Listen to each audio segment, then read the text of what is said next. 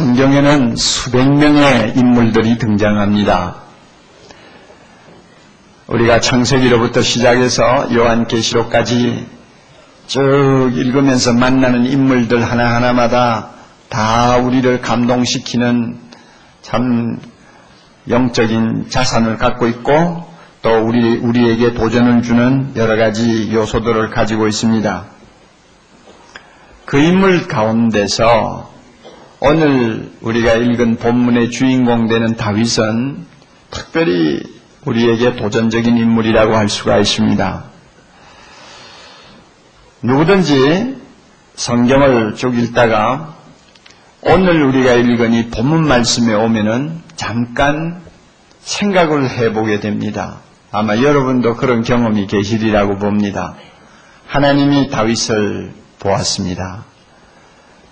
그 말은 다윗을 처음 보았다는 말도 되겠지만 어떤 면에서는 한참 다윗을 겪어본 다음에 하나님이 다윗을 평가하는 내용이라고도 볼 수가 있는데 무엇이라고 말씀하셨습니까? 내가 이새의 아들 다윗을 만나니 내 마음에 합한 자라.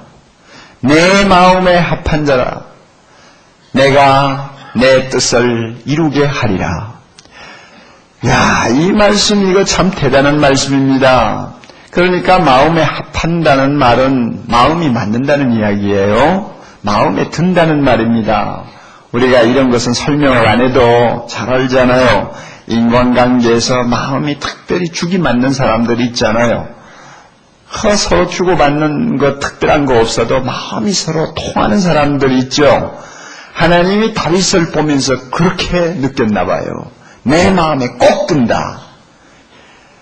내 마음에 꼭 드는 이 사람을 통해서 내 뜻을 이루어 보겠다. 하나님이 그렇게 말씀하셨다는 것이죠. 이걸 보면 금방 읽고 넘어가기가 힘들어요. 야, 얼마나 부러운지요. 도대체 다윗이 어떠한 사람이길래 천지만물을 창조하신 하나님의 마음에 드는 사람이 되었을까? 우리가 이렇게 생각할 때 부럽다는 마음이 들죠. 다윗이 골리앗을 죽인 영웅적인 그런 이야기 때문에 부러운 거 아니에요. 다윗이 이스라엘의 성군이 되어서 그 나라를 통일했다고 하는 큰 업적 때문에 우리는 그를 부러워하는 거 아닙니다. 우리가 그를 부러워하는 것은 어쩌면 하나님 마음에 합한 사람이 될 수 있었을까? 이것이 굉장히 부럽게 느껴지는 것입니다. 회사를 다니면서 상관의 마음에 드는 것도 쉽지 않다는 거 여러분 경험으로 잘 아시죠? 나는 정성을 다해서 하느라고 하는데도 별로 달갑게 여기지 아니하는 것 보면 굉장히 섭섭하죠? 사람 마음에 들기도 쉬운 거 아니에요. 그런데 하나님의 마음에 들었다니까 참 너무 부러운 존재다 하고 우리가 느끼게 됩니다. 그래서 하나님은 다윗을 통해서 자기 뜻을 다 이루셨습니다. 하나님의 큰 뜻이 뭡니까? 예수 그리스도를 세상에 보내셔서 이 세상을 구원하는 것입니다. 이 구원을 위해서 다윗을 사용하셨어요.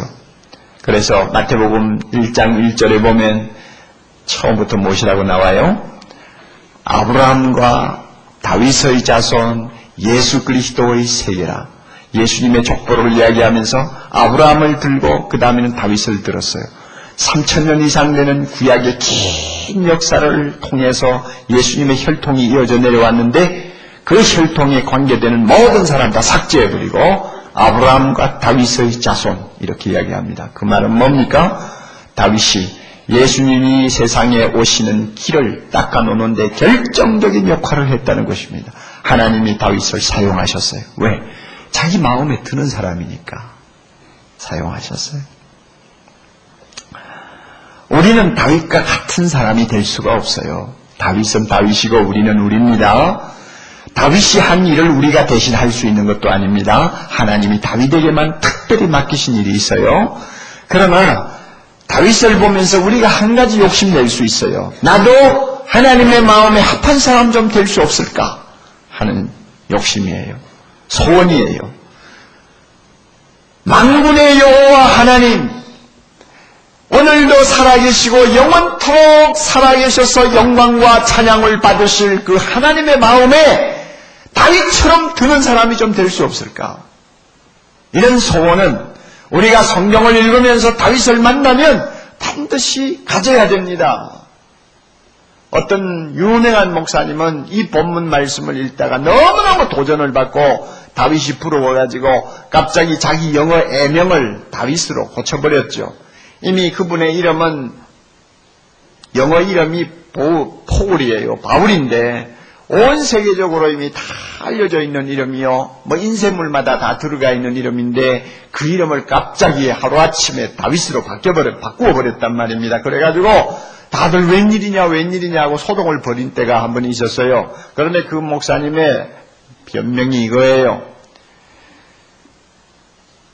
하나님이 다윗을 보시고 내가 이새의 아들 다윗을 만나니 내 마음에 꼭 합한 자라 내가 그에게서 내 뜻을 이루게 하리라 하신 말씀 읽으니 너무 부러워서 나도 다윗처럼 좀 될 수 없을까 생각하다가 이름을 바꾸기로 했다고. 이름을 바꾸면 그만큼 다윗처럼 되려고 하는 자신의 큰 노력이 좀 더 강해질 수가 있다고 생각한 것이죠. 우리 모두 이런 좀 마음 자세를 가질 필요가 있습니다. 나도 다윗처럼 하나님의 마음에 꼭 드는 사람 될 수 없을까? 우리가 다윗처럼 하나님의 마음에 드는 사람 되려면 예수님을 닮아야 합니다. 우리 다윗을 닮을 필요가 없어요. 그는 인간이에요. 예수님을 닮아야 합니다. 왜? 예수님은 다윗의 자손이에요. 그리고 예수님이 세상에 오셔서 계실 동안 이 세상 사는 사람들 가운데서 가장 하나님의 마음에 합한 사람이 예수님이었어요. 예수님이 세례받고 강에서 나올 때 하늘에서 음성이 들렸죠. 이는 내 사랑하는 아들이요 내 기뻐하는 자라. 기뻐하는 자라 하는 말은 내 마음에 합한 자라 하는 뜻입니다. 예수님 보고 하나님이 그렇게 말씀하셨어요. 변화산에 올라가셔서 예수님이 잠깐 그 모습이 하나님의 영광을 입은 모습으로 변화되었을 때가 있죠. 그때 하늘에서 들려온 음성이 뭡니까? 이는 내 사랑하는 아들이요 내 기뻐하는 자라. 하나님의 마음에 들었다고 말이에요. 예수님만큼 하나님의 마음에 합한 사람이 없었어요. 그러므로 우리는 예수님을 본받아야 됩니다. 하나님이 이것을 기뻐하시는가 봐요. 그러니까 모든 족속으로 제자를 삼으라고 그러잖아요. 모든 족속으로 예수 믿게 해서 예수님을 닮는 사람 만들어라. 작은 예수 만들어라. 하나님이 명령하셨어요. 왜? 작은 예수 되면 예수 닮는 사람이 되면 예수님이 하나님의 마음에 합한 것처럼 우리 모두가 하나님의 합한 사람이 될 수 있다는 것입니다. 그래서 사랑의 교회에서는 제자 훈련하느라고 실험을 하는 것입니다. 하나님이 원하는 것이 하나님의 마음에 합한 자니까 하나님의 마음에 합한 자가 되려면 예수처럼 되어야 된다고 말이에요. 그러니까 제자 훈련이다 뭐다 하면서 우리가 실험을 합니다. 하나님이 기뻐하는 일입니다. 우리가 이와 같이 하나님의 마음에 합한 자가 되기를 원하면 구체적인 목표를 세울 필요가 있습니다. 목표를 세워야 돼요. 목표를 세운다는 말은 책임의식을 갖는다는 말입니다. 목표 있는 사람은 그 목표를 달성하기 위해서 책임을 느낍니다. 그러나 목표가 없는 사람은 책임의식도 없어요. 목표를 세우는 사람은 그리고 그 목표를 위해서 꾸준히 노력하는 사람은 성공할 확률이 그만큼 큰 것입니다. 예일대학의 연구 발표입니다. 대학에서 공부하는 학생들 중에 앞으로 내가 어떤 목표를 가지고 공부를 해야 되겠다 하고 목표를 분명히 세워놓고 열심히 학업에 전진하는 사람은 전체 학생 중에 3%밖에 안 된다고 그래요. 그러니까 100명 중에 3명밖에 없어요. 나머지 97명은 그저 대학에 들어왔으니까 공부하는 거다. 그저 그 정도고 뚜렷하고 분명한 목표가 없는 거예요. 그런데 10년, 20년 후를 놓고 이제 조사를 해보니 분명한 목표를 가지고 공부한 학생이 그렇지 못한 학생보다도 성공하는 확률이 훨씬 높다고 그럽니다. 목표를 세운다는 것은 중요합니다. 목표를 세우는 사람은 그만큼 책임있게 행동합니다. 따라서 우리가 하나님의 마음에 드는 사람 되기를 소원한다면 우리가 몇 가지 목표를 놓고 최선을 다할 때 가능한 것입니다. 몇 가지를 여러분에게 말씀드리겠습니다. 첫째로 변화의 목표를 세우십시오. 변화의 목표입니다. 우리가 신앙생활 수년 동안 하면서도 고쳐야 될 것을 못 고치는 것들이 있잖아요. 벌써 우리 예배 나와서 찬송하고 기도하고 말씀 듣는 사람들은요, 비록 그 믿음이 좀 약하다고 할지라도 벌써 그 마음에는 성령이 강하게 역사합니다. 그래서 성령의 그 예민한 그 음성이 있어요. 그리고 느낌이 있어요. 따라서 이 신앙 양심이 작동을 하거든요. 나 이래가지고 안 될 텐데, 이거는 고쳐야 되는데, 이거 안 고치면 내가 이거 신앙생활 바로 못하겠는데 하는 나름대로의 뭔가 있어요. 이거는 성령이 가르쳐 주시는 것입니다. 중요한 것입니다. 이런 것들은 고쳐야 됩니다. 변화를 해야 합니다. 그런 것들이 남아있는 이상은 하나님의 마음에 합한 자가 되기 어렵습니다. 이런 것은 고쳐야 되는데 하는 생각이 드는 것은 우리가 바꾸어야 돼요. 변화가 뭡니까? 하나님의 마음에 합하지 못하게 하는 요인들을 찾아서 제거하는 것이 변화입니다. 이것은 회개라는 말보다도 훨씬 더 광범위한 말입니다. 제거하는 거예요. 여러분에게 꼭 변화를 가져와야 될 것들이 뭔지 한번 생각해 보세요. 교회 안에는 보면 주상복합형 그리스도인들이 없잖아 있습니다. 주상복합형 건물이 뭔지 아시죠? 아파트도 되고 상가도 되는 건물이죠. 교회를 다니면서 주상복합형 그리스도인이 있어요. 지금까지 내가 갖고 있던 생각 안 바꾸어요. 습관도 안 바꾸어요. 또 생활의 여러 가지 지금까지 몸에 익은 것 절대 바꾸지를 않으면서 거기다가 신앙생활을 하려고 해요. 하나님의 마음에 드는 사람이 되기 위해서는 꼭 변화를 주어야 될 것들을 변화시키지 않아요. 그러면서도 종교란에는 반드시 기독교인이라고 써요. 그리고 교회에 나와요. 이런 이중적인 구조를 가진 신앙생활은 바람직하지 않습니다. 꼭 전환시켜야 돼요. 변화를 주어야 합니다. 한두 가지 예를 들어볼까요? 변화를 주어야 될 내용. 미지근한 태도는 어떻습니까?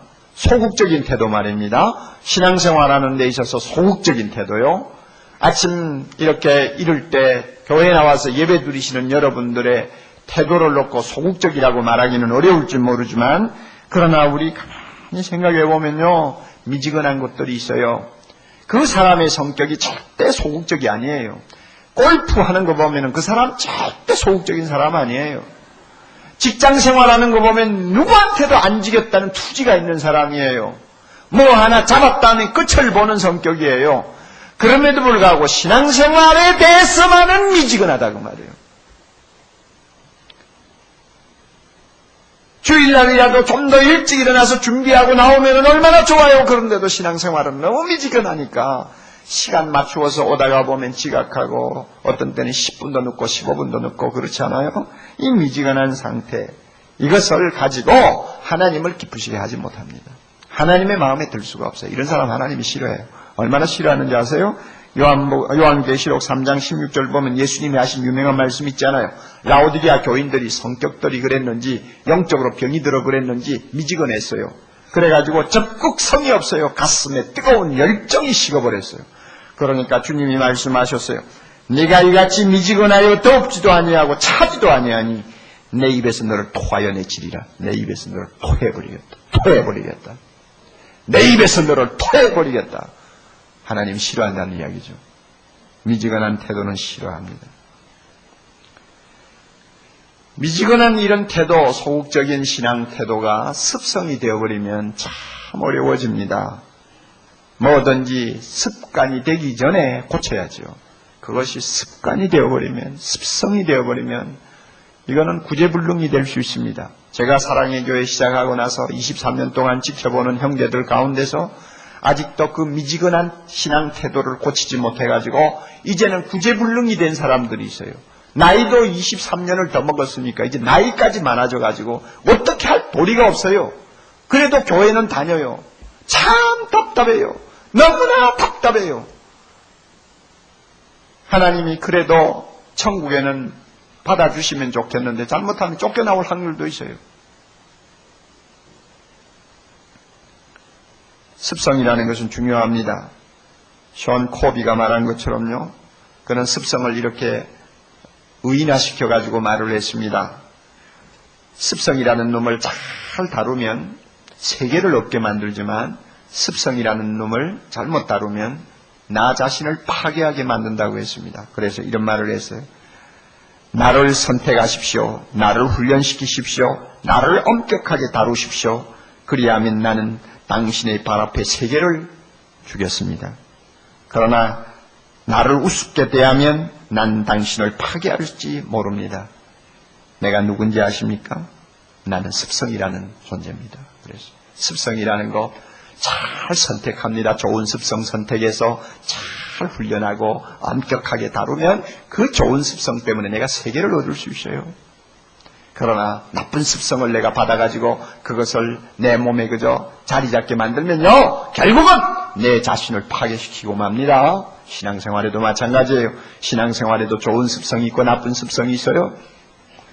나쁜 습성, 미지근한 그런 태도를 내 습성화 시켜버리면 그것은 결국 하나님 나라를 내 발 앞에 가지고 오는 것이 아니라 나를 파괴시키고 말아요. 이런 것들은 반드시 변화를 시켜야 됩니다. 변화시켜야 돼요. 그대로 두고 하나님의 마음에 합한 자 되기는 어려워요. 여러분에게 이와 같은 태도가 있으면 당장 나는 이것을 어떻게 하든지 고쳐야 되겠다고 하는 작심을 하세요. 그리고 1년을 여러분이 최선을 다해야 됩니다. 세속화는 어떻습니까? 세속화도 변화를 주어야 될 중요한 대상이 될 수 있습니다. 가치관이 이중적이라 그 말입니다. 교회 안에서는 성경적으로 사는 것 같이 생각하고 사회에 나가면 세상 법칙대로 세상 가치관대로 살려고 하는 사람, 그거 세속화된 사람입니다. 여러분, 배가 물 위에 떠 있는 것은 정상입니다. 그러나 배 안에 물이 가득 차는 것은 그것은 비정상입니다. 배는 물 위에 떠 있어야 돼요. 예수 믿는 사람 세상에 살아야 됩니다. 세상 한가운데 있어야 됩니다. 아무리 썩고 냄새나고 부패했다 할지라도 우리는 세상 가운데서 빛과 소금이 되어야 됩니다. 이건 정상이요. 그러나 세상의 모든 잘못된 가치관이 내 속에 들어와서 내 안에 가득 차는 것은 비정상이에요. 그것은 물이 들어와서 가라앉는 배와 같아집니다. 세상의 모든 잡된 것들이 내 속에 들어오도록 만드는 것, 이것이 세속화라고 말입니다. 그래서 세상에 나가면 세상 관례대로, 세상 법칙대로, 세상 돌아가는 대로 살려고 합니다. 이런 태도가 여러분에게 있습니까? 있어요? 있으면 그것은 변화를 주어야 됩니다. 고쳐야 될 변화의 대상입니다. 그런 이중적인 마음을 가지고 하나님의 마음에 들 수가 없어요. 교회 밖에서나 교회 안에서나 우리는 어떤 일을 만나도 하나님이 무엇이라고 하느냐, 하나님이 무엇을 좋아하시느냐, 나는 어떻게 하면 성경적으로 할 수 있느냐, 이 생각을 먼저 우리가 마음에 두고 판단해야지. 세상 돌아가는 대로 따라가는 것, 이것은 바람직한 것이 아닙니다. 이런 것들은 변화시켜야 됩니다. 수문제는 어떻습니까, 여러분? 마음에 수문제가 없나요? 저나 여러분이나 마음에 수문제가 있을 수 있죠? 겉으로는 특별히 법에 걸릴 일을 하지 않는다 할지라도 우리 마음에 보면 용서해야 될 자 용서하지 않고 끝까지 고집 피우는 죄가 있죠. 사랑해야 될 자 사랑하지 못하는 끝까지 고집 피우는 죄가 있죠. 저와 같은 입장에서 보면 남은 자를 가르치면서 내 자신을 가르치지 못하는 죄들이 있죠. 이런 거 수문제라고 말이에요. 음란하고 성적으로 잘못된 것에 너무 관심을 자꾸 기울이고 자꾸 마음을 빼앗기는 고질적인 수문제가 있을 수 있죠. 돈에 대한 욕심, 탐욕을 예수 30년을 믿었는데도 뿌리를 뽑지 못하고 질질 끌려다니는 탐욕이 있죠. 이런 것들 수문제라고 말이에요. 이런 것들을 우리가 하나님 앞에 회개하고 바꿔야 돼요. 고쳐야 돼요. 그래야만이 우리가 하나님의 마음에 합한 자가 될 수 있습니다. 그래서 여러분, 만군의 여호와 하나님, 온 우주의 주가 되신 가장 높으신 그분의 마음에 들기 위하여 변화의 목적을 세우세요. 바꾸어야 할 것, 고쳐야 될 것들이 무엇인가를 정해놓고 그것을 고치고 바꾸어서 하나님의 마음에 드는 사람 되고자 하는 간절한 열망을 가지세요. 이것이 하나님의 자녀의 태도입니다. 성령께서 여러분에게 가르쳐 주시기를 바랍니다. 두 번째로 성장의 목표를 세우세요. 우리는 발전해야 될 것들이 여러 가지 있습니다. 자녀를 낳아서 키우는 부모가 볼 때에 자식이 도무지 성장을 안 하면 그 자녀 부모에게 근심이 되지 않아요? 하나님이 우리를 부르셔서 그의 자녀 삼으셨는데 꼭 성장해야 될 것들이 성장하지 않고 10년, 20년 그대로 그 자리에 남아있으면 이것은 하나님을 슬프게 하는 일입니다. 그런 사람이 하나님의 마음에 합할 수가 없어요. 에베소 2장 15절입니다. 오직 사랑 안에서 참된 것을 하여 범사의 예수 그리스도에게까지 자랄지니라. 예수 그리스도에게까지 자랄지니라. 그래서 예수님을 닮는 사람은 예수님처럼 되기 위하여 계속 자라야 된다고 말씀합니다. 여러분, 믿음이 10년 전에 비해서 아직도 자라지 못하다고 생각됩니까? 그 믿음 자라야 돼요. 믿음을 꼭 성장시키겠다는 목표를 세우세요. 믿음은 계속 발전하게 돼 있어요. 그러나 내 믿음이 자라지 않아. 어떤 사람은 처음에 믿음에 비해서 더 믿음이 그저 뒷걸음을 쳤어. 그래가지고 하나님의 마음이 어떻게 듭니까? 내 믿음 꼭 키우고 싶다 하면 교회 안에 여러 가지 믿음을 키울 수 있는 프로그램들이 많이 있잖아요. 그리고 믿음 좋은 형제자매들이 많이 있잖아요. 자꾸 헛소리하는 믿음 좋지 못한 사람들 따라다니지 말고 헛소리하는 사람들 따라다니면 나도 나중에 헛소리한다고요. 믿음 좋은 사람 가까이 하세요. 그리고 믿음을 키울 수 있는 일이면 무엇이든지 여러분이 시간 내세요. 그러면 믿음이 자라요. 여러분, 우리가 하나님을 아는 일에도 계속 성장해야 됩니다. 하나님을 한 번 알았다고 그것으로 다 한 것 아니잖아요. 하나님을 많이 알도록 하기 위해서 우리 손에 성경을 들려주셨어요. 성경을 들려주셨어요. 성경 보면 하나님이 누구신가를 우리는 계속 더 알게 됩니다. 하나님이 어떤 마음을 갖고 계시는가를 압니다. 하나님이 이 세상을 향해서 어떤 큰 계획을 갖고 계시는가를 우리는 알아요. 하나님이 나에게 원하는 것이 무엇인지를 알아요. 그러므로 성경을 많이 알면 알수록 그 성경을 내 마음에 담고 주야로 묵상하는 사람이 되면 될수록 우리는 우리의 성경의 지식이 자라는 것입니다. 하나님에 대한 지식이 자라는 것입니다. 여러분, 성경을 들고도 너무 나는 성경에 무식하다, 잘 모르겠다, 읽어도 모르겠고 들어도 모르겠고 10년 전이나 10년 후나 똑같다, 달라진 것이 없구나 하는 생각이 들면 이거 절대 좋은 거 아니에요. 배우세요. 배우고 성장하려고 노력하세요. 열심만 내면 얼마든지 배울 수 있습니다. 시간이 나지 않아서 어떤 프로그램에 참여 못하면 테이프를 사서 들어도 자습을 해도 얼마든지 말씀에 실력이 쌓아질 수 있도록 여러분이 노력할 수 있습니다. 여러분, 신앙인격은 어떻습니까? 믿음은 좋아 보이는데 신앙인격이 자라지를 않아가지고 날마다 사고를 일으키고 사람들에게 상처를 주는 그런 인격을 가진 분들이 없나요? 그래가지고 하나님의 마음에 어떻게 들겠어요? 우리 예수 믿는 사람의 신앙인격은 계속 자라게 돼 있어요. 성숙하게 돼 있어요. 옛날에는 어린아이같이 행동했지만 예수 믿고 10년, 20년 되면 예수님을 닮아가는 성숙한 인격이 됩니다. 그래서 만나는 자들에게 기쁨을 주고 그들에게 덕을 세우고 가는 곳마다 그 사람 때문에 주변의 사람들이 좋은 영향을 받는 인격이 된단 말입니다. 그런데 내 인격이 그러지를 못해요. 항상 사고뭉치예요. 자식들 상처 주고 남편 상처 주고 아내 상처 주고 날마다 제 성격대로 그저 여기 치고 저기 치고 하면서 새벽 되면은 예수 부르짖고 교회 나가면은 극성을 피우고 여러분 그런 어린애 같은 신앙 인격 갖고 있어요? 안 돼요. 그런 것은 인격은 자라야 합니다.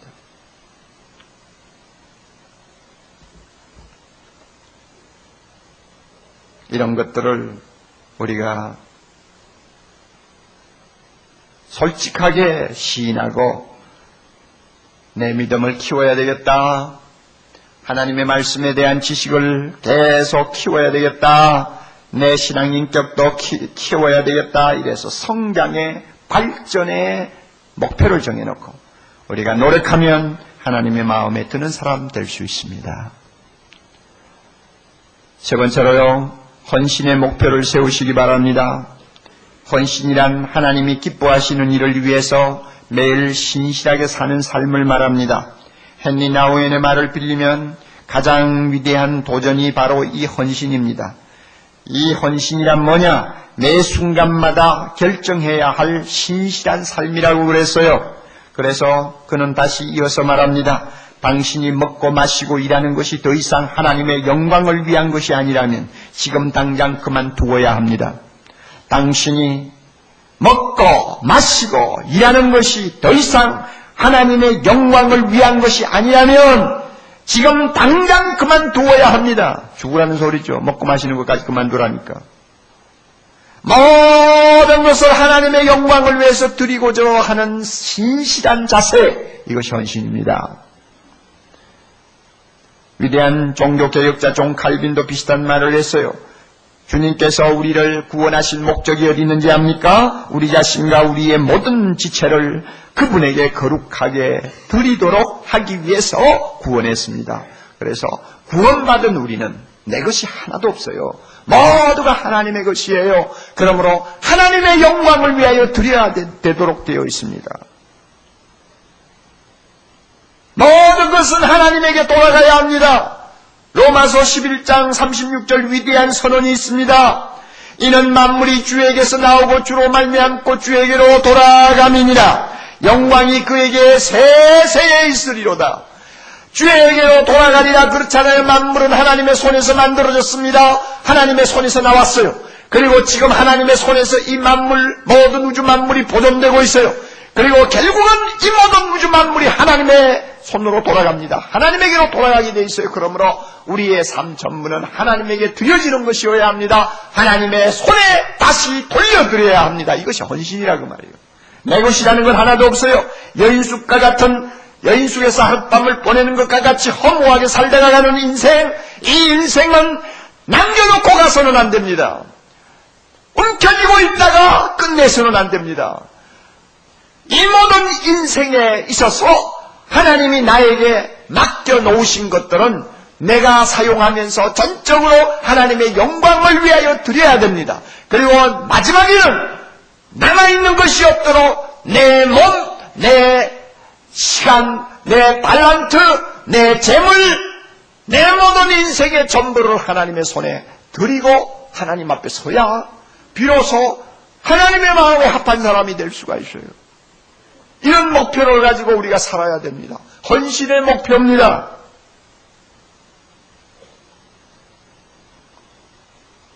여러분의 삶을 한번 잘 판단해 보세요. 하나님의 영광을 위해서 내 모든 것은 쓰여지고 있는지 살펴보시라고 말이에요. 그리고 하나님이 원하실 때는 기꺼이 내 시간도 내놓습니까? 내 젊음도 내놓습니까? 내 재물도 하나님의 손에 올려드립니까? 내 달란트도 하나님의 영광을 위해서 드립니까? 그 드리는 마음가짐이 있으면, 그리고 실제로 드리면 그 사람은 헌신하는 사람이에요. 그러나 드리는 것은 좀 있고 나머지는 내가 움켜쥐고 내놓지 않는다. 헌신이 안 되는 사람이에요. 나우엔이 한 말처럼 하나님의 영광을 위해서 나에게 있는 것 모든 것을 다 쓰지 아니하면, 헌신하지 아니하면 그것은 다 헛된 일입니다. 저는 평소에 우리 교회만큼 좋은 교회가 없다 늘 이렇게 생각을 하는데 요사이 도전받아요. 우리 교회보다 훨씬 더 좋은 교회가 있는 것 같아요. 미국에 있는 남가주 사랑의 교회는 우리 교회와 자매 교회입니다. 그래서 이름도 같고요. 또 그 교회 담임 목사와 저는 30년의 깊은 또 영적인 선후배 관계를 갖고 있고요. 그리고 똑같이 두 교회가 제자훈련 목회 철학을 가지고 하나는 한국에서 하나는 미국에서 제자훈련을 하는 선두주자로서 많은 영향을 끼치고 있습니다. 그런데 이제 남가주 사랑의 교회는 14년 된 교회입니다. 역사가 우리보다 10년이 더 짧아요. 그럼에도 불구하고 그 교회는 지금 4,000여 이민교회, 전 세계 이민교회 가운데서 가장 큰 교회로 이제는 발돋움을 했습니다. 어른 예배 3,500명 정도 모이고 1년 예산이 700만 불, 800만 불 되는 교회는 이민교회 안에서는 사례가 없어요. 제일 앞서가는 교회. 그리고 그 교회를 통하여 많은 교회들이 제자훈련에 도전을 받고 있습니다. 참 얼마나 자랑스럽고 감사한지 몰라요. 그런데 한 달 전에 그 교회에서 특별 헌금을 했습니다. 헌금을 한 목적은 이 이민 2세들을 믿음으로 바로 키워야 되겠는데 정말로 영국의 이튼 스쿨처럼 참 지도자다운 지도자를 길러낼 만한 어떤 센터가 하나 있어야 되겠는데 이 센터를 남가주 사랑의 교회가 하나 만들자. 이게 프로젝트였어요. 그래가지고 예산을 700만 불을 세웠습니다. 700만 불이면 여러분 우리 돈으로 얼마나 되는지 대충 아시죠? 한 100억 가까이, 100억 조금 더 되는지도 몰라요. 700만 불 예산을 세웠어요. 교인 3,500명에 700만 불 헌금을 작정한 거예요. 그런데 얼마 나왔는지 알아요? 1,000만 불하고 조금 더 나왔어요. 헌금이요. 그러면 1,000만 불하고 헌금 1,000만 불이 좀 더 났다면은 우리 교회 사이즈로 보면 우리보다 한 6분의 1 작은 교회로 생각을 하면 출석률로 봐서 우리 교회로서는 600에서 700억을 헌금한 것이나 같은 것입니다. 네, 놀랐어요. 그런데 저 마음을 특별히 감동시킨 거 있어요. 목표가 700만 불인데 교인들이 얼마나 열심히 하나님 앞에 자신의 물질을 가지고 헌신하기를 원했는지 1,000만 불이 넘었다. 지금까지 나는 목회를 해도 그런 경험을 한 일이 없어요. 그리고 또 저를 감동시킨 것은 그 교회는 3년 전에 1,몇백만 불을 들여서 교회를 새로 지은 교회입니다. 그러니까 3년 전에 벌써 교인들은 있는 힘을 다해서 헌금을 한 거예요. 뭐 어떤 성도는 목사님 밭주고 싶어도 밭질 것이 없습니다 하는 말을 할 정도로 그야말로 쥐어짜서 하나님이 원하시는 일에 드리겠다고 드린 교회입니다. 그래서 지금 그렇게 엄청난 큰 교회가 됐잖아요. 불과 그렇게 헌금하고 3년도 안 됐는데 또 헌금하는데 교인들이 최선을 다한 거예요. 그러니까 1,000만 불이 넘었죠. 그 교회가 제자훈련을 통해서 터가 닦이고 제자훈련을 통해서 예수님을 닮아 하나님의 마음에 합한 자 되는 것이 자신의 마음에 있는 가장 소원이라고 할 때 하나님의 마음에 합하기 위해서는 하나님이 달라 하면 드리는 것, 나에게 있는 것도 기쁨으로 내놓는 것, 이것이 하나님의 마음에 드는 사람의 태도라는 것을 그들이 배운 거죠. 다윗을 보세요. 그 임금을 40년 동안 하면서 쌓아놓은 보화, 쌓아놓은 재물, 마지막에는 하나님 나라를 위해서 하나님의 이름을 위해 짓는 성전을 위하여 하나도 남겨놓지 않냐고 다 쓸어놓고 갔잖아요. 자기 것이라는 거 남겨놓고 가지 않았어요. 하나님의 손에 다 바치고 갔어요. 하나님이 그런 사람을 기뻐하시는 것입니다. 사랑하는 형제자매 여러분, 여러분에게 헌신의 사각지대가 없습니까? 시간은 좀 내서 교회를 위해서 또 전도를 위해서 좀 열심히 하는 것 같은데 헌금 이야기만 나오면 얼굴빛이 싹 달라지는 여러분 그런 헌신의 사각지대가 없어요? 하나님의 마음에 합하지 못합니다. 헌금은 좀 하는데 시간은 절대로 내놓지 않고 철저하게 자기만을 위해서 시간을 쓰는 사람 없습니까? 헌신의 사각지대가 남아있는 것입니다. 이런 사각지대를 가지고는 하나님을 기쁘게 할 수 없습니다. 사랑하는 형제자매 여러분, 오늘 제가 말씀을 드렸습니다. 다윗처럼 하나님의 마음에 합한 자 되기를 원하는 소원을 가지면 우리는 몇 가지 목표를 설정해야 된다고 합니다. 변화의 목표가 무엇인지 여러분이 찾으십시오. 변화의 목표가 뭔지, 발전의 목표, 성장의 목표가 무엇인지 찾으세요. 그리고 헌신의 목표가 무엇인지 찾아서 그 목표를 달성하기 위하여 우리가 최선을 다하고 책임 있는 신앙생활을 하면 우리도 하나님의 마음에 합한 자가 될 수 있다고 저는 분명히 믿습니다. 우리 모두가 이와 같이 하나님의 마음에 합한 자 되어 주님의 뜻을 우리를 통해서 이루시는 놀라운 일들이 우리의 생을 통해서 일어날 수 있도록 하나님이 은혜 주시기를 여러분 진심으로 축원합니다. 다 같이 기도하십시다.